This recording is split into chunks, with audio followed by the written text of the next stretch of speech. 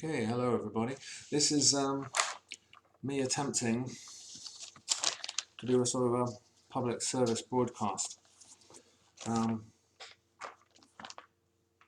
introduce myself, my name is James Sutton, often known as Jamie. I have a PhD in immunology, and I feel that it's fallen on my shoulders to try to help the public, the government, the NHS, and people all around the world to come to terms with the fact that possibly we've made a policy mistake in most of these countries with regards to handling the COVID-19 outbreak. It's not an easy subject to work in. Clearly we've got a lot of crossover with virology and a lot of crossover with epidemiology, and I don't expect everyone to grasp the concepts, because clearly at the moment, as far as I'm concerned, some experts do know the concepts I'm talking about, but they've chosen to either remain silent or to advise the governments in a way that is detrimental to the health of the population, certainly over a longer term period, such as 3, 5, 10 years. And that presently we're adopting a very short-term policy designed to solve a very urgent, pressing, terrible problem that's confronting humanity,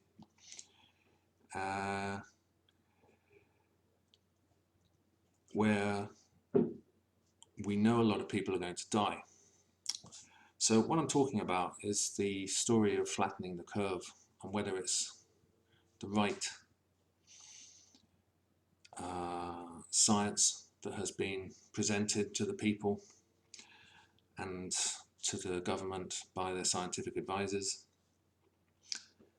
And this kind of debate is something that will go on in good universities all the time, and we have to decide who's got the right answer, and that information should go to the government. Now, at present, I believe the wrong information has gone to the government, and they've made decisions based on that information.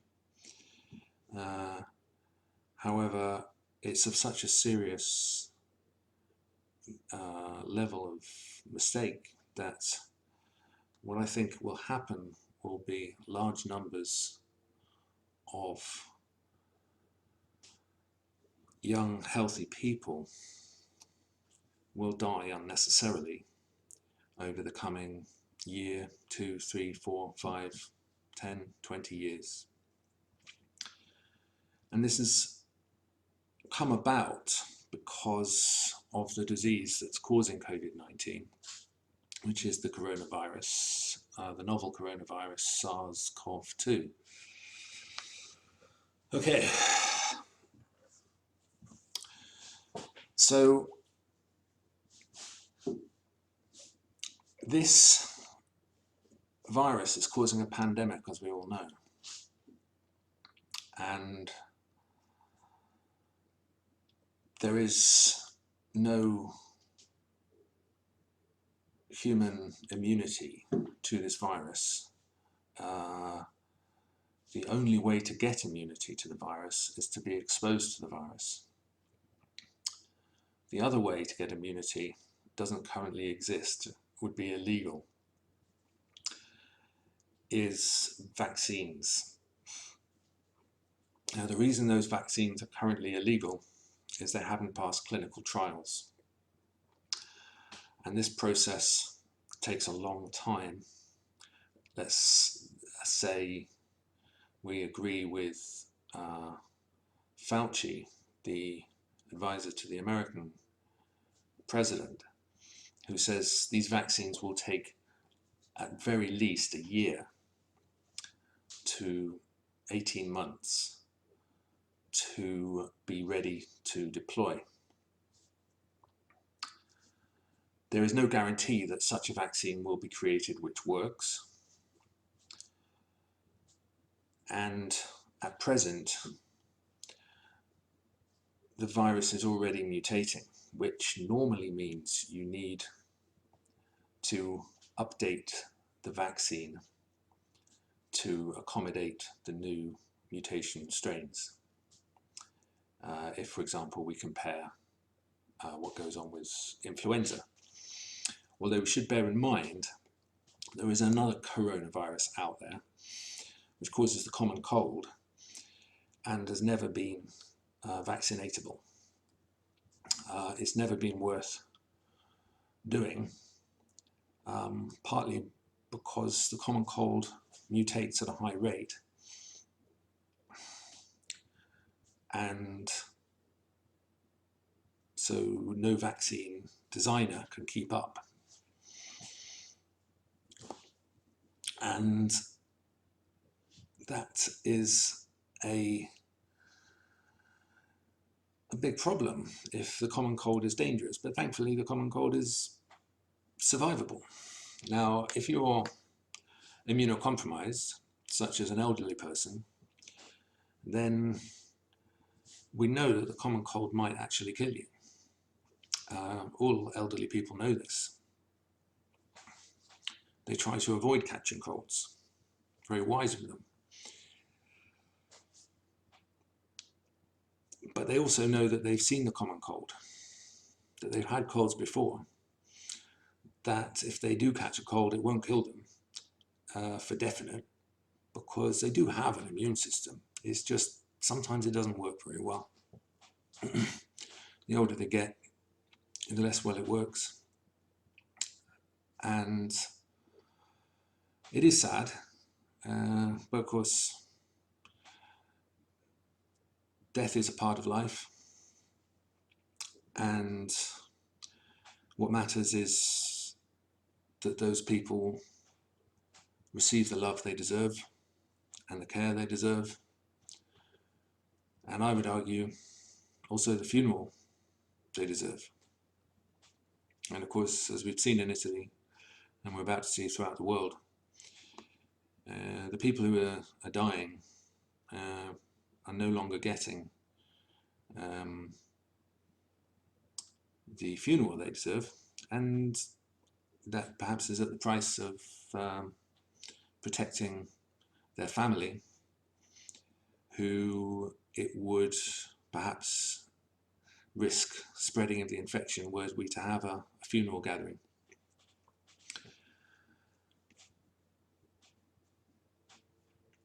Now, there's a lot of things I could say, and this is my first attempt at doing this.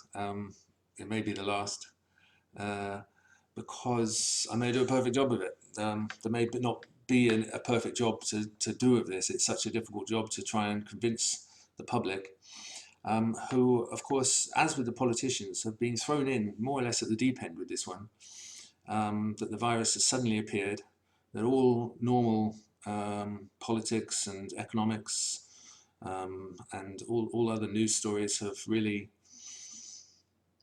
disappeared, because there is a priority on the agenda, and that priority is coping with COVID. Now, there's so many things I could say, and I sort of wish I had a clear, unequivocal framework in which to say it. But I'm just going to ad-lib this, and hopefully we'll cover most of the main areas, and any questions I can perhaps follow up in subsequent videos. So the basic thrust of my argument is that I'm afraid we're going to lose children, young people, health workers increasingly due to the policy that the governments around the world have implemented.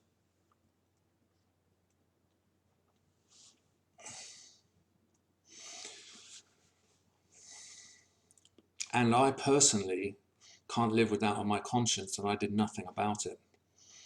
After all, most of you don't have PhDs in immunology, so you're none the wiser. You're relying on the government's advisors, the government's scientific advisors, the government's chief medical officers, and the equivalent in your country. I'm living in the United Kingdom, presently under lockdown. It's the 3rd of April. Worldwide, we've just had 1 million cases of identified cases of COVID based on the test,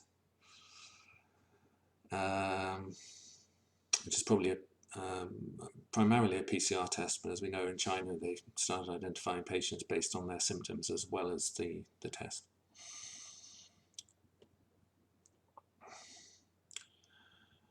Now, a few things to say, perhaps just as background. When you look at all other childhood diseases, or childhood diseases, you look at perhaps mumps, measles, rubella, chickenpox, whooping cough. Most of these days we have vaccines against, so children don't get sick from them. Not only that, when they do get sick from them, they usually have parents or somebody around who has had the disease as a young person, and that confers immunity upon them. They are wise to that disease. They can't catch it again in most cases. Some cases, such as chickenpox, you can catch again later in life as shingles. But on the whole, the protection from either having had the disease before or having had a good vaccine is sufficient to protect you. And one of the reasons these diseases have disappeared quite a lot, not 100%, apart from for smallpox, with the exception of the germ warfare laboratories which still have stockpiles. We're almost at the point of curing polio worldwide. Just a few places in perhaps Afghanistan, maybe occasionally India. Rare cases around the world of polio that still come up. And the reason polio is being eradicated almost is entirely because of the vaccine effort. So don't get me wrong, I applaud the vaccine effort.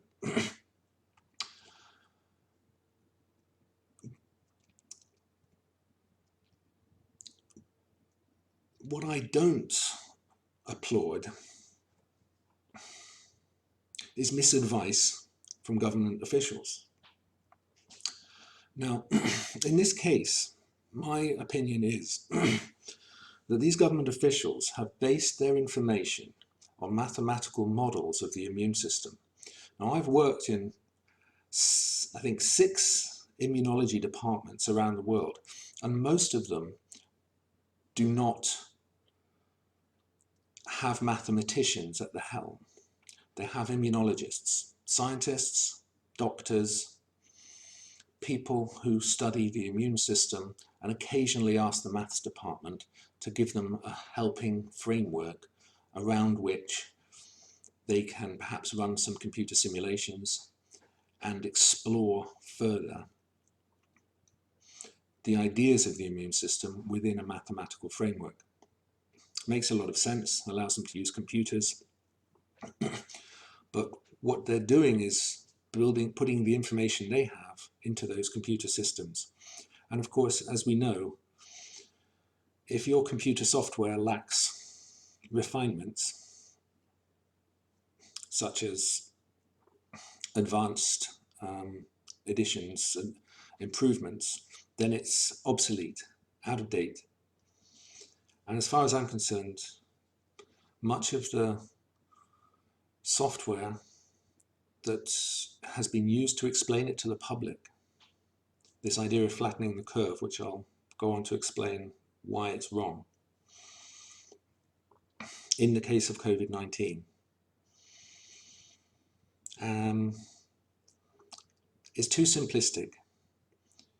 And so I suppose what we've got is we've got a complex model that's being explained at the highest level to those who can handle it. And then we've got a simpler model which we can use to explain things to the public. Because it would be too complicated for them to try and understand at the first glance. They don't have an undergraduate degree in science. They don't have, most people, often politicians who are running the country. They don't have a PhD in immunology or virology or epidemiology or medicine.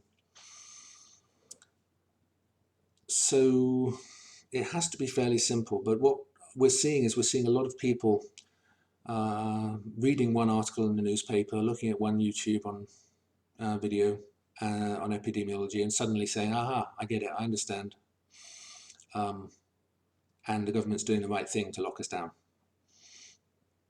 I disagree.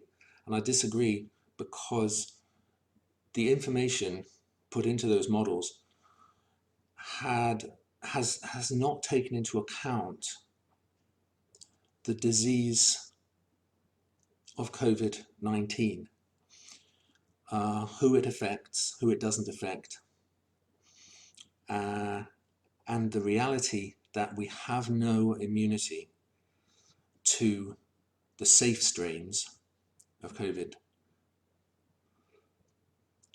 And the reality is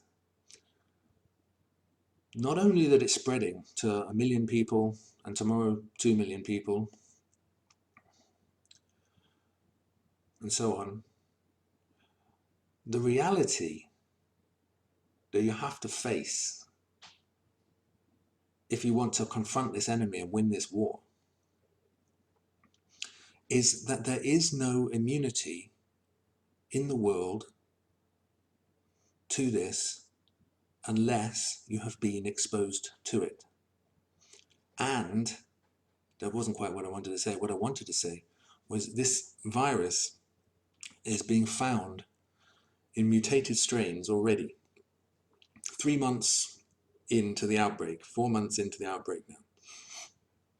It started in December in 2019, which is why it was called COVID-19, because it was a coronavirus disease identified in 2019. We're now in 2020, so it makes much more sense to consider that if the disease is different now, we have to actually call it COVID-20. Now, COVID-19 didn't kill children and young people very much, but that's not what we're seeing anymore. COVID-20 is killing young people, medical workers, healthcare workers, children. This change has happened within the last 3 months, 4 months, and governments are not prepared for it. You can tell that already because they didn't advise us to wear masks when we know that coughs and sneezes spread diseases. We know it. Doctors in hospitals know it. They wear masks. The problem was, and this does make me very angry, I'll be honest. The problem was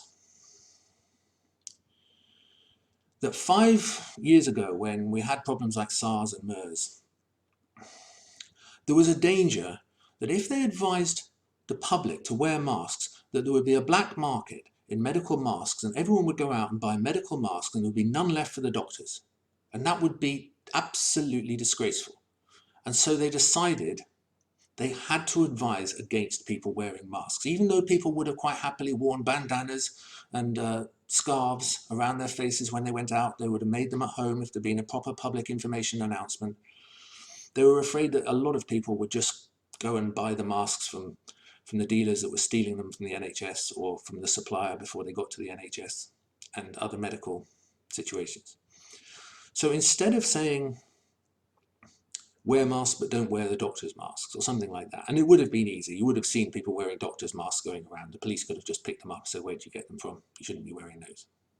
But you should be wearing a mask of some description. Handkerchief tied around your face, something, anything. But of course, with SARS and MERS, they were able to contain the virus. We have failed to contain this virus. It is now a pandemic. During the time between SARS and MERS, we could have stockpiled masks. We could have turned a factory over to making masks. They are cheap.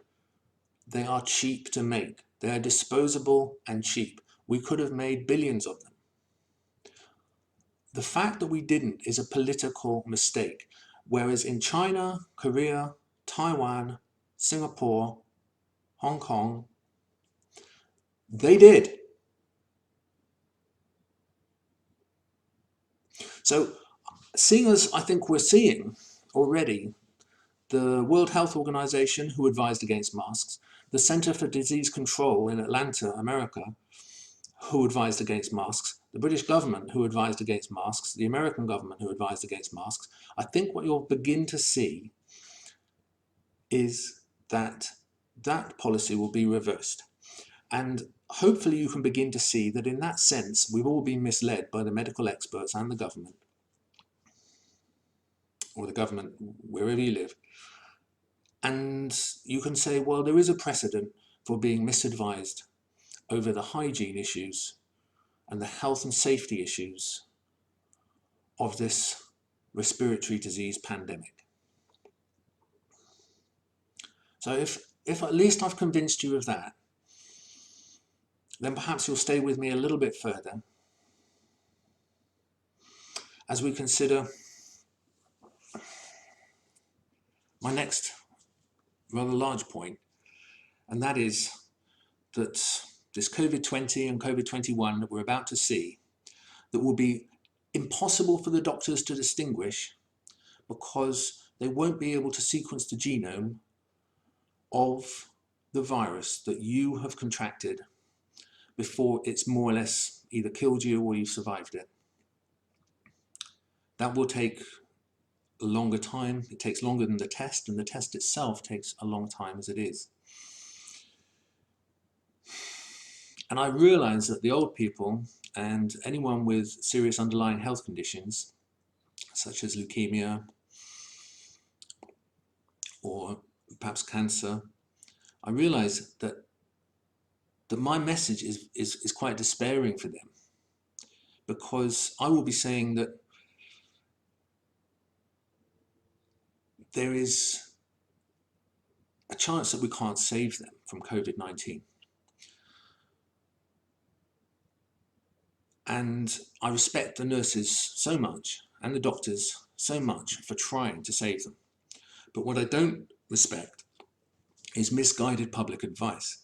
Now, I can understand that the doctors and the nurses are saying we don't want huge amounts of people coming into A&E, coming into the hospitals, filling up all the beds and all of that.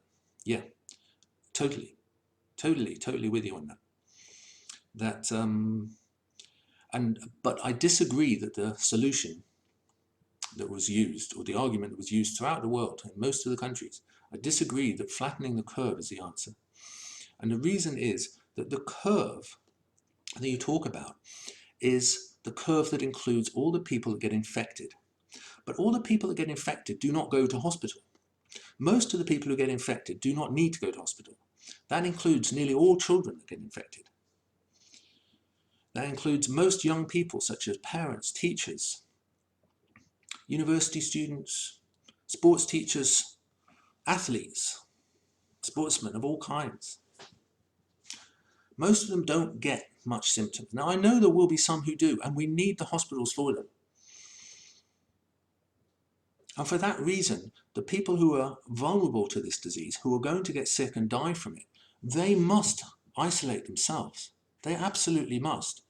But there is no reason for everyone to isolate themselves just to bring down the curve. The curve that matters is not the big curve, the big 70% or 90%. It's the small curve. The small curve of people who are likely to die from it, or people who need hospital treatment for it. That is the one you need to bring down, because that is the one that affects the NHS. But the curve you are bringing down, people, governments, government advisors, NHS advisors, doctors who give me a hard time for trying to save children's lives on this. The curve that you need to bring down is the inner curve, the one that goes to hospitals, and that is the people who are immunocompromised already. If you bring down the giant curve, the 70 or 90% or whatever you want to call it, of people who are likely to get this disease in the massive curve as it goes up, most of them who would never need hospital treatment, and you're saying because that goes up, then the little curve inside it will go up as well.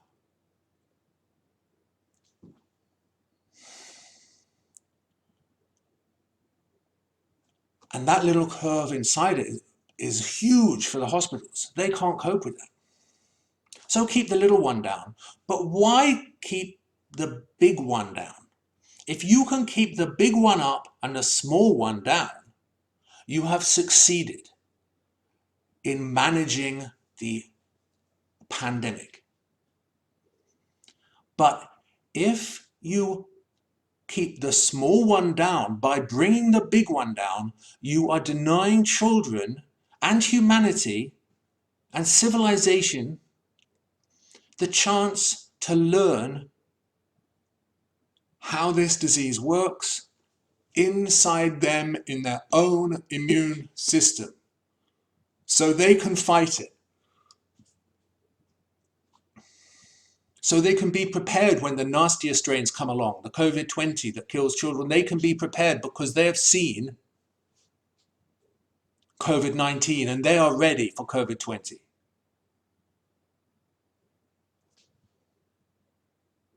Because if they haven't, they will just be dying as children. And you will have that on your conscience if you do not listen to this message and give it your full consideration with your full thoughts, informing your mathematical modelers and your government advisors and asking them, is he right? That's what I ask you to do. Because I am convinced that I'm right. But it doesn't mean I am right. I am convinced I'm right, and nobody has been able to convince me that I'm wrong. And nobody has dared to put up a decent effort to try. All they do is come back saying, well, everyone knows you have to obey the lockdown. Everyone knows you can't be a naughty boy and go out and risk damaging the NHS. They don't know what they're talking about. They are following the directions that they are getting from their government, that informs everyone, the police, the armed forces. I care about the police and the armed forces. Don't you tell me I don't. I care about our NHS. Don't you dare tell me I don't. I care about our children. I don't think that the government advisors do.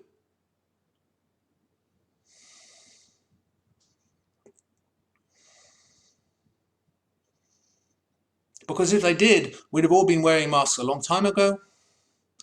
And like I say, if I can convince you of that, then I can convince you that we at least need to look seriously at what I'm saying and say, do we really need to crash the economy? Do we really need to put thousands of people onto the unemployment lines, millions of people onto the unemployment lines? Do we really have to risk all these investments, all these businesses that will completely crash, no matter what you bail them out? If you're growing plants and flowers and you've got airlines and then they need to keep running. Otherwise, there is complete disaster for them. So, they want to believe there's an alternative idea out there. I'm offering it. I'm offering it free. I'm not asking to be paid for this. I'm doing it because I can't sit by and say, I've had all the training from the best schools and the best education system and the best medical universities, and I don't need to care about the children of next year, about when they, because if you're relying on a vaccine, I'm telling you, it's at least a year, right? It's at least a year until you get that vaccine through. In the meantime, COVID-19 is a perfect vaccine for children. Now, I know you can't sell it because there's a chance they might get sick and die of it. Yeah. But if I was a parent, and I had, which I am, and I had children, which I obviously I do, I would want them to have exposure to the vaccine, not to the vaccine, well, to the disease that causes COVID-19, not to the disease that causes COVID-20, because I'm seeing young people die of it, but to the disease that causes COVID-19, yes. But will it still be there? Because I can no longer, at the moment, if I was to go out, there's a very good chance I would bump into someone who has the disease causing COVID-19, because that's what most people are getting. But there's some people who are getting COVID-20, and it's a nastier strain. It's a more virulent strain. Now, I don't think it's good enough to say what he's talking about is a nightmare scenario, which will probably never happen. Because that's the same as saying, we don't need to order millions of masks in advance because it will probably never happen. We don't need all this PPE ready because it will probably never happen. Now, they do have some. They did prepare a bit, but they didn't prepare enough because they said it will probably never happen. And if it does, well, cross that bridge when we come to it. That's not good enough, is it? Let's be honest, it's not good enough, and we're seeing it now, but because people are dying, because it's a mad panic, because nobody knows the answers, because it's never happened before, everyone's willing to sit by and say, well, I don't know what to do, it's not my specialty. I'm like a builder, or I'm a bus driver, or I'm a school teacher. I don't know what to do. I know you don't, but you can ask these questions of your members of parliament. Get them to plug different data into those models, those mathematical models that they have in those universities like Imperial College, like London School of Hygiene and Tropical Medicine. What is the point, by the way, in having a London School of Hygiene and Tropical Medicine if it can't tell you that a mask is hygienic in the situations of respiratory disease? They already know it. Doctors and nurses already wear them. The whole problem with that was cost. Those costs now are so minute that you wouldn't believe it. But back then, it was money in a time when nobody needed to spend money on this. There were experts who said they did, and they weren't listened to. They're possibly dead now, so I speak up for them. I hope somebody listens. I hope you have questions for me. I hope I can answer them. I would love to be wrong, but I'm pretty damn sure I'm right. And I wish the government advisors were as willing to change their mind and admit that they've been wrong. And the sooner they do it, the better. Because the sooner they do it, our children can go out, go to school, catch a harmless version of COVID-19, bring it back home, not give it to their grandparents because their grandparents are safely isolating away so that they don't put the burden on the NHS. Why lock the children up and say, children, you have to be locked up in a lockdown situation because grandpa might have to go to hospital, and you don't want too many grandpas going to hospital because then the NHS is flooded. Guys, you have seriously made a blunder. I know you don't want to admit it. You know, Chris Whitty, I know you don't want to admit it, Sir Chris Whitty. I know you don't. But the sooner you do it, the sooner we can move on. You blundered on masks and you've blundered on lockdown as the best approach. Thankfully, I have countries like Sweden and Brazil who aren't advocating lockdown. They will have massive curves. They will not bring down the curve. But they may still be able to reduce the number of people that go to hospital if they advocate masks and social distancing and isolation of vulnerable people. People who are vulnerable to catching the disease and dying from it. And I'm not happy about people saying I'm heartless because I would rather grandpa died than the children. That isn't heartless. That's realism in a time of war. And I'm told so many times that this is a war. So can we have less of the stifling of the debate and more questions being asked? Can we have Parliament re-established? Can we have children going back to school? And those are my two main requests. Businesses who want to get going, that's economics. that's best left to people who worry about the economy. But I can clearly see that if our economy tanks out or crashes or whatever you want to call it, that we won't have any NHS anyway. We won't have any public services. We'll just have private militia, and it will be no better than Syria or any of these countries that have broken down into states of anarchy. And that's my very real fear, because if the workforce can't go to work, and if the children are sick and the workforce have to look after them, and they get sick because, you know, as I started out saying, your parents don't have resistance to this disease yet either. And I've spoken now for 35 minutes, and I'm going to stop now. I'm going to try and post this on the YouTube, and I hope that I've helped some people. But of course, I do recognize that COVID-19 for many people is like a tsunami, you know, a giant wave coming in, and they don't know what to do. They're terrified. They're like a rabbit in the headlights of a car. They're just staring at it going, what do I do? I'm not prepared for this. And it doesn't help, perhaps, for me to say, do you know what? Behind that tsunami, there's a bigger one. Yeah. But if I tell you that if you let your children surf this tsunami because they can, even though you're afraid, I just say it's actually just a big wave and they can surf it and they can survive it. Yeah. Then when the bigger one comes, they've got a fighting chance in hell. You and I might not have, but at least they do. So sorry if I've sounded cruel on any of my Facebook posts and you've misunderstood my panic and passion and urgency to try and get this message across. It's not been easy, and it won't be easy for you if you try to support me until we get things through. So I'm not advocating anyone break the law.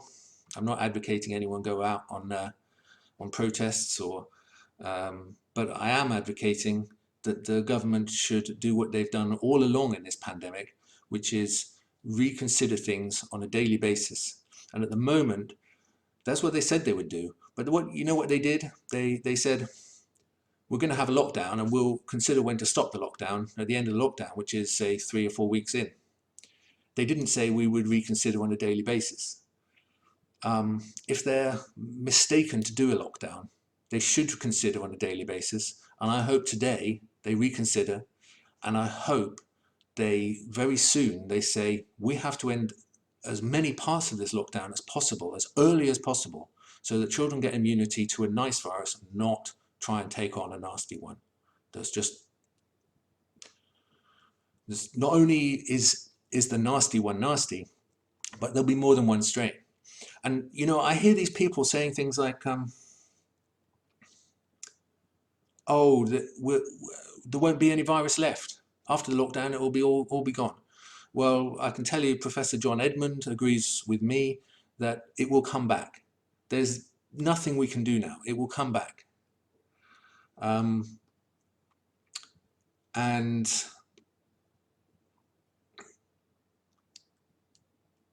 the best thing we can do is get some immunity to it. The best alternatives are,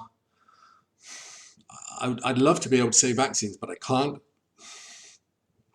The best solution apart from that is getting through clinical trials and finding out which drugs save lives. And I'm all for that. I'm all for that, but don't forget, we don't have them yet. And there's no guarantee that we will get them. Those drugs, they might work in 10% of cases. The doctors have an incredibly difficult job figuring out for the patients who are sick. Let's not forget they're already on some kind of drugs, and you can't just mix and match drugs like sweeties. You have to know what you're doing. So if we find a new drug, we've got no idea which drugs it's safe with, and that would be a drug like remdesivir, which there's some promise for, especially for people who aren't on any drugs at all, but it has to be made in large amounts, and it's a patented drug, so arguably the people who control it can sell it for whatever they like. So you may not be able to afford it, the NHS may not be able to afford it, and let's have a look at this NHS of ours. I'm not quite sure what goes on. What if you have private medicine and all the private medicine doctors and hospitals have been taken over by the government? And what if you wanted acupuncture for this, or chiropractic, or osteopathy? I don't think you can get it, can you? Because in the past you could have done. You could have just gone to your chiropractor and said, I've got this horrible respiratory disease, and they might have said, okay, we'll do this for you. And you might have been better, and if not, you might have had to go to hospital. Nowadays, you can't go to your chiropractor anymore, you can't go to your osteopath anymore, you can't go to your acupuncturist anymore, you can't even go to your yoga teacher anymore. If you want to try alternative physical therapies to get things like the spine, the ribs, which are important for the lungs, mobilized to enable low level of disease to be shifted. Except the high level of bacterial disease, you're not going to shift by going to a chiropractor. Viruses, these viruses don't cause disease by themselves. It's always underlying conditions that are required to kill somebody off. But COVID-19 is getting the blame. Heart disease isn't getting the blame anymore. Lung cancer is not getting the blame anymore. The other diseases, gosh, what are the old age isn't getting the blame anymore. All these normal underlying health conditions. Very few people are dying without them. But arguably, every time you see one, you can say that's COVID-20. It's like SARS. It is the son, or it is the offspring of COVID-19. Now, on the good side of things, when these arise, these nasty strains, they often snuff themselves out the same way SARS and MERS snuffed themselves out, because they don't spread, because they kill the person that they infect. But where do they come from? They come from safer strains like COVID-19 that mutate in somebody and their immune system can't cope. Yeah. That's the main thing I want to say. That's it. Well, I suppose I want to say something else as well. The medical doctors, there are no experts in this, because the best you can get is, say, a respiratory medicine expert. Yeah, but he has to say, well, the first place I'd look to is China, because they were able to save people's lives who had this. What did they do? What didn't they do? And although China do use Western medicine, let's not forget that they also have an enormous influence from traditional Chinese medicine. So they're not always, there's also political influence suggesting that they should use those methods and that they shouldn't use Western medicine. So one of my fears is that certain drugs such as anti-inflammatory, anti-T-cell medications, autoimmune medications, that they may not have been tested properly in the early days, because of course people were dying, so they just said, oh, we gave them that one and they died, so we won't give anyone else that. But of course timing is very, very important, and so I would hate to think that we've thrown out therapies that we won't dare test because the Chinese said doesn't work, don't do it. But all of these therapies have to be tested as clinical trials. So I would like our doctors to have faith in their training and to say, I'm an expert in this, and this is ARDS, and this is an autoimmune response, if that's what they're seeing, that they treat it, they treat the disease that they see. They don't try to always treat COVID-19. They try to treat the disease they see in the patient, because they have tools for that. Now, it may be that the COVID-19 is part of the cause of it, but it's also possible that the immune system itself is overacting, and maybe if they could calm that down in some patients, they would be able to cure them. One of the big problems for doctors is, as I understand it, and I'm not a medical doctor, I am a scientist, who has a lot of training in all the medical specialties, but not, but only from reading on the internet, not from sitting through exams. Well, yeah, no, that's right. So, well, it depends what you call an exam, I suppose. But that's an aside. The point then is they should have their faith in their training to treat the disease as they see it. And if that means considering medicines that weren't considered in other parts of the world at earlier stages of this pandemic, then I think that's what it means. And I think they should have the confidence to do that, and to do it at the right time, not at the wrong time, to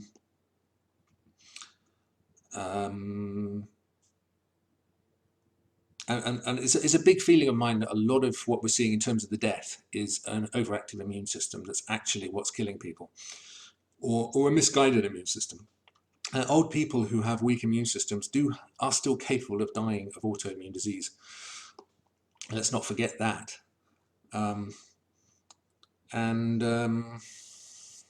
There's probably the best thing to do is wrap it up there, as I said. And if there's any questions, I'll try and answer them. There might well be better experts in the world to answer them, but I think we really need to get this ball rolling on the idea that the mathematical models were wrong, that we didn't take into account the particular features of this disease, that this disease will mutate like all coronaviruses, that the population has no immunity to it, and even if we only get 10 or 20% immunity, it's better than nothing in terms of how many people get immunity. But God has offered us a chance to get 70% immunity with a big peak. And you're saying, no, crush that peak, crush that peak. We don't want that big peak. We don't want all those children getting that natural resistance. That's what you're saying. You're just not hearing it because you're hearing, the hospitals will be flooded. That's a nightmare. And we'll do anything to stop that. You have to do the right thing. There's more than one way to stop the hospitals being flooded. One way is to lock down the economy. There are other ways. And I believe this passionately, and I try and control my passions because it's science and medicine, and at times we have to be rational, calm, composed. And that's what I am. So maybe other people will be passionate about it. I really do hope some people take this on passionately, but here I am. I don't want people getting hurt. I don't want riots. I want debate, and I want people of lofty position who are wrong recognizing their mistake and correcting it, or making way so that people who can correct it as soon as possible, because we don't have time. As you all know, there'll be more mutations by this time next week, and if those mutations are causing greater death in young people, all these young people, all their families, I hope that I speak for you, but I realize that it's difficult for you to come over to an expert who doesn't have a government position, who doesn't have a university position, who doesn't have his own a position with like the World Health Organization, as far as I know. So yeah, any support gratefully received, and hopefully we can all pull together. That's all I'm trying to put my weight into this and trying to point out something that will save lives. As part of that, obviously, there's been times when I've decided, like any doctor, that difficult decisions have to be made, and like anyone on a battlefield, sometimes you have to let some guys die in order to save others. So difficult decisions. I hope I'm not one of the ones who decide to let die. But in this day and age, hopefully my message will live on, even if I even if I get killed for saying it. There you go, I've said it. So I'm done for now. Goodbye and good luck.